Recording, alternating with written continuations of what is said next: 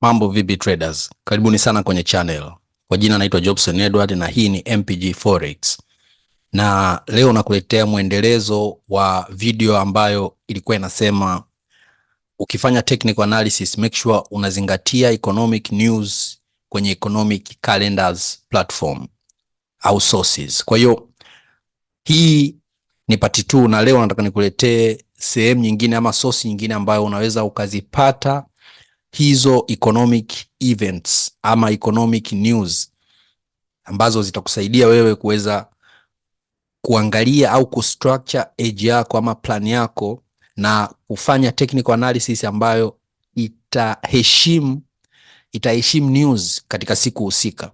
Unaona, kama ambavyo nilisema kwamba either kabla ya kufanya technical analysis ama baada ya kufanya technical analysis, make sure unaenda kwenye hizi website ama sources mbalimbali ambazo nakuletea kwenda kuangalia kwamba forecast inasemaje, economic events inasemaje. Nakumbuka kwenye economic events kuna events ambazo ni high importance na kuna events ambazo zina low importance. Sasa kwenye hii video, bila kupoteza wakati, moja kwa moja nataka nikuonyeshe kwamba ni sehemu gani unaweza ukaenda kuangalia economic events za matukio mbalimbali ya kiuchumi katika nchi tofauti tofauti duniani. Sasa bila kupoteza muda, sehemu yenyewe ni investing.com. Hii ni website ambayo inafahamika kama investing.com. Ni website ambayo ina muda mrefu sana na inatoa markets analysis pamoja na fundamentals tofauti tofauti. Kama unavyoweza kuona, inaonyesha labda tunasema kwamba change in price katika index kubwa, index za Marekani na index za nchi tofauti tofauti kubwa, na wanaonyesha kama hiyo index ipo high ama ipo low, wanakuonyesha kwa wakati husika ambao wewe utakuwa unafanya analysis zako. Sasa ninachotaka nikuonyesha hapa ni economic calendar. Investing.com wana economic calendar ambayo ni hii hapa. Kwa hiyo utaklik economic calendar, itakuja hapo economic calendar. Sasa leo wakati mimi natengeneza hii video ni Jumamosi, maana yake hakuna matukio ya kiuchumi. Unaona hakuna matukio mengi ya kiuchumi, maana yake kuna holiday China New Year, holiday China New Year. Ni mwaka mpya wa Kichina leo. Okay. Sasa ili nikuonyeshe vizuri, ngoja twende tomorrow. Unaweza ukabonyeza hapo tomorrow. Tomorrow itakuwa Jumapili pia, bado sio. Ngoja twende this week. Yes. Unaweza kuona sasa hii ndio economic calendar ambayo inapatikana kwenye investing.com. Kwa hiyo hapa unaweza ukaona kitu cha kwanza ninachotaka uone, kuna time. Mwanzo kabisa wanakuwekea muda, ni muda gani ambao hiyo event itatokea. Haya, pili wanakuwekea currency. Hiyo event itaiaffect currency gani? Unaona, kama ni Audi, kama ni USD, kama ni NZD, JPY inakuwekea hapo. Lakini tatu wanakuwekea importance, kwamba hiyo event ina importance kiasi gani. Sasa hapa wanatumia star, kwamba ikiwa na star moja maana yake ni low volatility expected, yani importance yake ni ndogo sana kwenye market. Kwa maana nyingine ni kwamba uwezo wa hii news kuweza kusababisha movement kubwa kwenye soko ni mdogo sana, kwa sababu ni low volatility expected kutokana na nyota moja. Lakini ngoja tuende kwenye nyota mbili. Kwenye nyota mbili hapa wanasema moderate volatility expected. Kwa hiyo ukiona currency imewekewa nyota mbili, maana yake hiyo yani volatility inakuwa expected kwamba itakuwa ni ya kiasi cha kawaida. Unaona, sio kiasi kidogo sana wala sio kiasi kikubwa sana, lakini volatility itakuwa ni kiasi cha kawaida, moderate.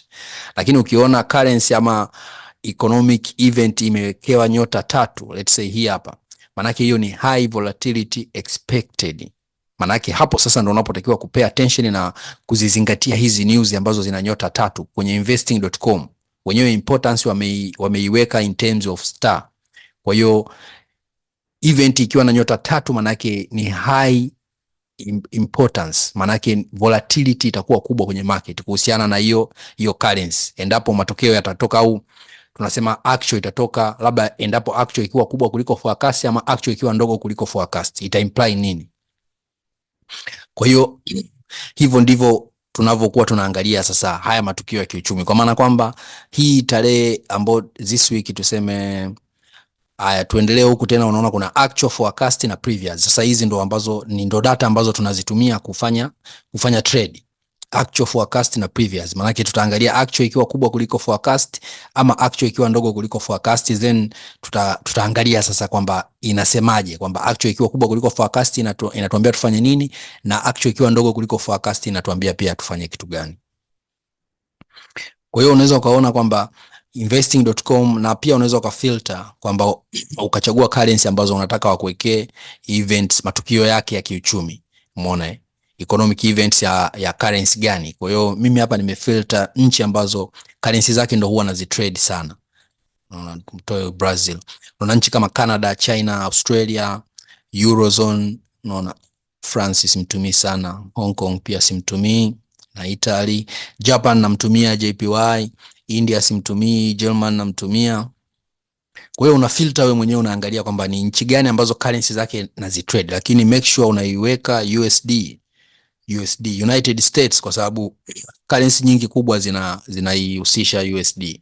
Kwa hiyo kisha kwa umemaliza hapo, then pia lakini kuna category unaweza ukafilter category, unataka uwekewe economic events kwenye category gani, kama ni zinazohusu employment, kama zinazohusu credit balance, zinazohusu economic activity, ama uwe unawekewa economic events ambazo zinahusu central bank releases ama mambo ya bonds, inflation, unachagua. Lakini for me nataka zote hizi, zote ni very important. Kwa hiyo una filter, then ukishamaliza, ukishakuwa importance, mimi nitachagua moderate importance pamoja na high importance. Unaona? Then ukishamaliza filter, una apply, na economic events ama economic calendar inakuwa filtered kulingana na uchaguzi wako wewe uliofanya kwenye filter hapa. Kwa maana kwamba news nyingi zinazoletwa hapa lazima zitakuwa na moderate importance ama high importance. Hawataweka low importance. Hakuna nyota moja watakayoiweka hapa kwa sababu sijachagua nyota moja. Kwa hiyo ni kuanzia nyota 2 na nyota 3.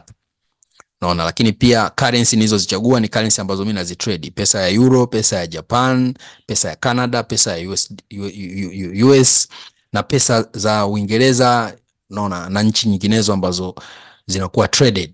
Kwa hiyo hapo unakuwa sasa tayari. Kwa hiyo unakuwa unatembea na tarehe. Leo unataka utrade leo, unaangalia leo tarehe ngapi? Leo tarehe 20. Unakuja kwenye economic calendar, una filter tarehe 20, unaangalia tarehe 20 kuna matukio gani ambayo yana high importance pamoja na moderate importance. Unaona? Kwa hiyo ukishakuwa umeangalia ukaona leo saa 1 tarehe leo kuna tukio ambalo lina high volatility expected. Kutakuwa kuna high volatility itatarajiwa endapo kama hilo tukio likitangazwa ama hiyo event ikitangazwa, ikiwa manake kuna namna mbili. Inaweza event ikatangazwa ikawa ni nzuri kwa hiyo currency, ama ikawa hiyo event ni mbaya kwa hiyo currency. Kama hiyo event ikitangazwa ikiwa ni nzuri kwa hiyo currency, manake tunatarajia hiyo currency itapanda thamani. Lakini kama event ikitangazwa na ikawa ni mbaya kuhusu hiyo currency, manake tunatarajia hiyo currency itashuka thamani. Kwa hiyo katika siku hiyo na katika muda huo ambayo hiyo event itakuwa released, make sure unafuata fundamental na unajiposition kutrade kulingana na fundamental zinavyosema. Na technical analysis hapa haifanyi kazi kabisa. Unaona? Haifanyi kazi technical analysis hapa. Umeona? Ukifocus na technical analysis hapa uka ignore hizi fundamental, manake utablow account yako, kwa sababu ndo kitu kitakachofanyika. Unaona?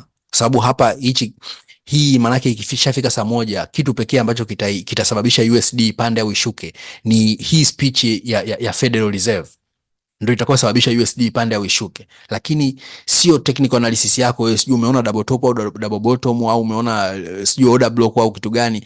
No, hivyo vitu vyote havito function muda huu. Ukifika saa 1, kitakachofanya ni hii speech ya watu, huyu bwana huyu Powell ambaye ndo mwenyekiti wa Fed akisema mambo ambayo ni positive kwa USD, tarajia USD itashuti, itapanda vibaya mno, hata kama kwenye technical analysis ilikuwa inakuonyesha kwamba itashuka. Hiyo ndo point yangu ninayotaka uielewe hapa. Na kama huyu jamaa akisema kwamba mambo mabaya kuhusu USD, maana yake tarajia USD itashuka thamani na itaenda kudrop, na haitojali kabisa hata kama technical analysis yako ilikuwa imekaa vizuri na inakuambia kwamba buyers wameingia na wapo wengi, ni muda wa kubaya. Unaona? Kwa hiyo kuna umuhimu mkubwa sana kabla ama baada ya kufanya technical analysis. Njoo kwenye investing.com, nenda kwenye economic calendar, angalia hiyo siku husika kuna matukio gani. Unaona? Ukishabaini hayo matukio, then hiyo technical analysis yako manake apply kulingana na hilo tukio husika lililopo katika hiyo siku husika. Unaona? Lazima ndio maana hapa tunasema kwamba kuna umuhimu hizi mbinu kuwa na uwezo wa kuadapt, kwa sababu wewe kama ndo strategy manager mwenyewe lazima uwe na uwezo wa kuhakikisha kwamba mbinu yako unaipitisha katika mazingira ya namna yoyote yale ili iweze kuwin katika mazingira yoyote yale. Unaona? Kwa hiyo mbinu yako pia utatakiwa uipitishe katika mazingira ya economic events. Unaona? Economic events inatokea saa moja, basi sometimes unaweza kufanya technical analysis yako vizuri, labda ikakwambia buy, it's a buy. Unaona? Kama ni kubuy, manake unasubiri sasa muda huo wenyewe uangalie hiyo news ikiwa released inaonyeshaje, action ni kubwa kuliko forecast ama action ndogo kuliko forecast. Lakini pia lazima uangalie kwamba hiyo news inasemaje kuhusiana na actual ikiwa kubwa kuliko forecast, manake inamaanisha nini, na actual ikiwa ndogo kuliko forecast manake inamaanisha nini kwenye investment. Unaona, ili ujue wewe action gani unazotakiwa kuzichukua hapo kwenye trade yako. Kwa hiyo nadhani utakuwa umenielewa na utakuwa umefahamu nini umuhimu ama ni kwa nini huwa tunazingatia hizi news, kwa sababu hata kama hauzi trade ila ni muhimu kuzizingatia kwa sababu zinaweza zikakuharibia technical analysis yako. Kuna baadhi ya traders ambao hawatumii kabisa news, hawatrade news ila hawapendi kuzitrade pia. Unaona, kwa hiyo wanachokifanya wana trade muda ambao hauna news. Ndio wana trade, wanafanya technical analysis, wana trade, lakini unapokuwa kuna news wanatoka kwenye market, hawa trade. Unaona, kuna baadhi ya watu ambao mimi nawafahamu hawafanyi hivyo kabisa. Kwa hiyo mwisho wa siku uchaguzi ni wako, na always huwa nasema kwamba account yako ya trading wewe ndo bosi wake, wewe ndo manager wa account yako ya trading. Kwa hiyo hakuna mtu atakaye kushikia bunduki kwamba fanya hichi fanya kile. Wewe unatakiwa ukae chini na notebook yako ama diary yako, uchukue peni, then utengeneze edge yako.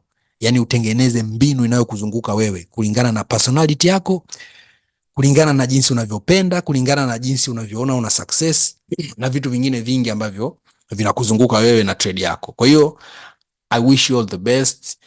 God bless your hustle.